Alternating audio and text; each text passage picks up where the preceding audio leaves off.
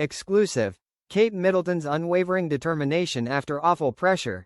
With just on priority, the Princess of Wales made an impassioned and heartfelt speech which revealed where her priorities lie and explained why she hopes to trigger a massive change for the better in what was a whirlwind week for the Princess of Wales.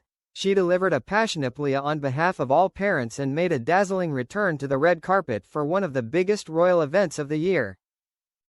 Ahead of her glamorous night out with Prince William at the Royal Variety performance, she issued a rallying call to some of the country's most influential business leaders to support, encourage and enable workers, especially those with young children, to have healthy home lives. The princess was speaking at the Future Workforce Summit, hosted by her Royal Foundation Business Task Force for Early Childhood, and it was her first major public speech since her cancer diagnosis. At the event at Salesforce Tower in London, Kate, 43, spoke passionately of valuing time and tenderness just as much as productivity and success, and how profitability and having a positive impact on employees' lives were not, and should not be, incompatible. Every one of you interacts with your own environment, a home, a family, a business, a workforce, a community, she said. These are the ecosystems that you yourselves help to weave. Imagine a world where each of these environments were built on valuing time and tenderness just as much as productivity and success. Former BBC royal correspondent Jenny Bond exclusively tells the Mirror that his words were particularly impactful and came from a deeply personal place. I admire Catherine for practicing what she preaches, Jenny says.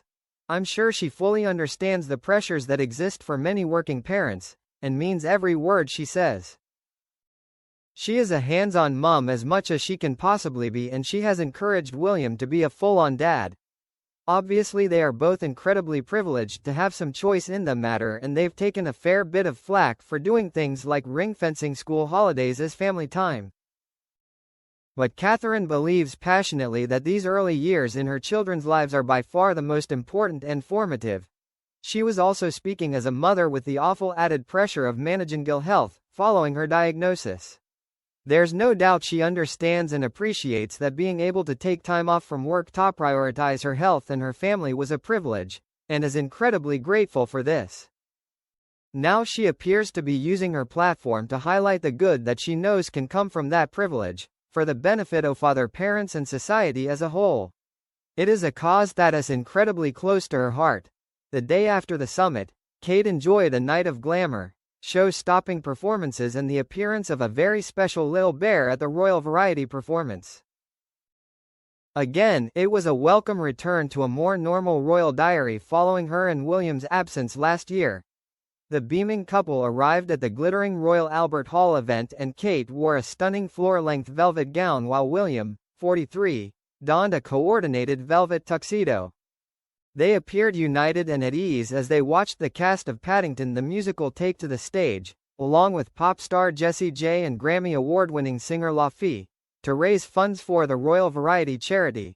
Later in the evening, Kate, who added some extra sparkle with a pair of diamond earrings originally gifted to Queen Elizabeth II on her wedding day, spoke to price tag singer Jessie J, 37, who underwent a mastectomy for breast cancer in June.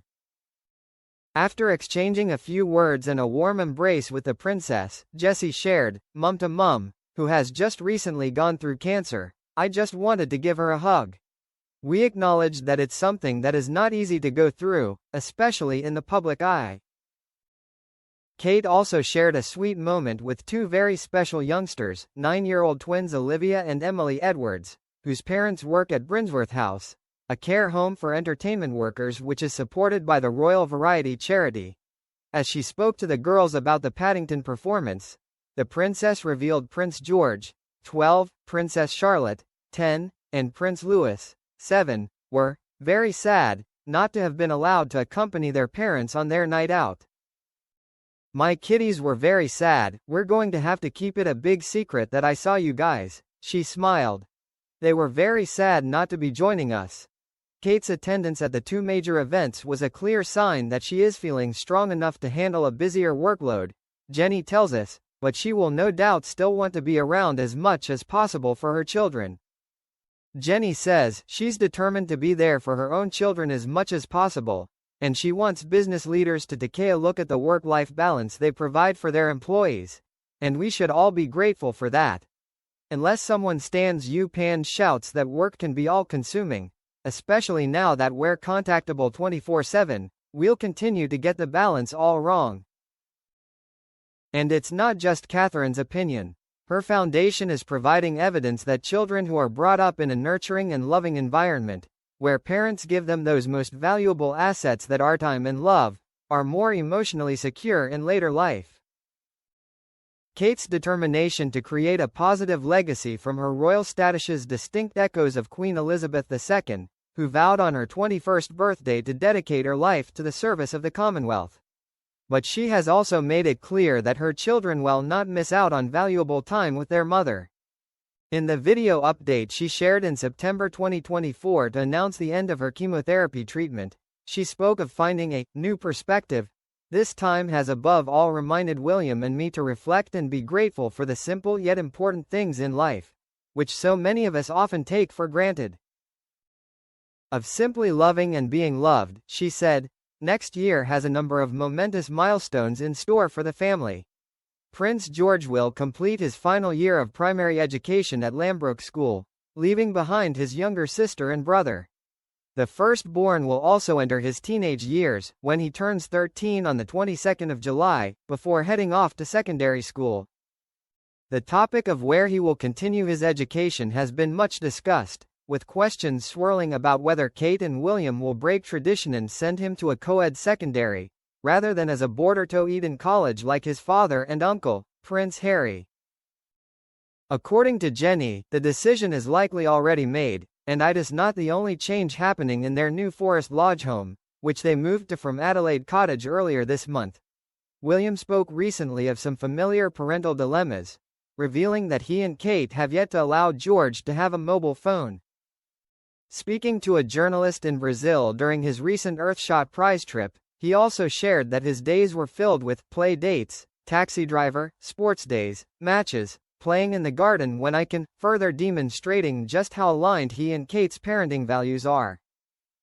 Jenny adds, it is certainly a big year ahead, and as George becomes a teenager, it is very clear the children are their priority, and Kate especially wants to spend as much time with them as possible after her illness.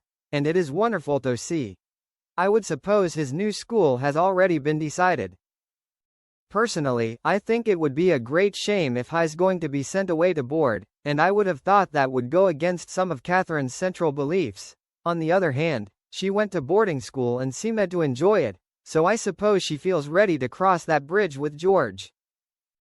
Jenny continues, it's becoming easier to push away those memories of harrowness now, but I think it has changed her whole perspective on life. As she reminds us constantly, love and kindness, time and tenderness, are vital anchors in the lives of the young and the old, and the family is a wonderful example of that.